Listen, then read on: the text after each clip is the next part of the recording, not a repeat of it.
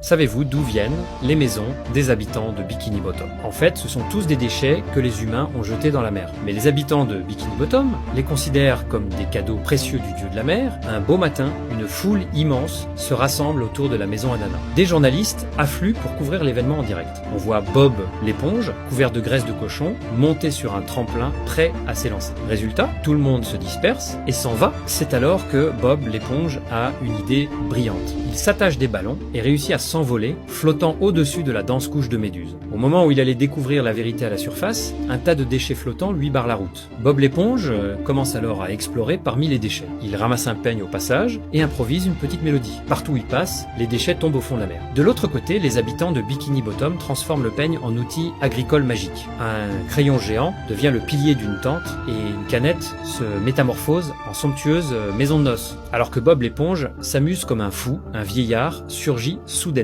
Il prétend même être le dieu de la mer. Les deux se lancent immédiatement dans une bataille de déchets. De grandes quantités de déchets pleuvent sur Bikini Bottom et les habitants sont ravis. Une fourchette se transforme en planche de surf, un aspirateur devient une petite voiture, mais certains repartent les mains vides et commencent à préparer un rituel de sacrifice. À ce moment critique, une échelle faite de déchets tombe du ciel. Tout le monde se précipite pour y grimper et tombe nez à nez avec Bob l'éponge qui rentrait chez lui. L'échelle se met à trembler dangereusement. La seconde suivante, tout le monde retombe au fond de la mer. Le vieillard persiste à affirmer qu'il est le dieu de la mer. À peine a-t-il parlé qu'un coup de tonnerre retentit. Le véritable dieu de la mer apparaît et punit le vieillard sur le champ.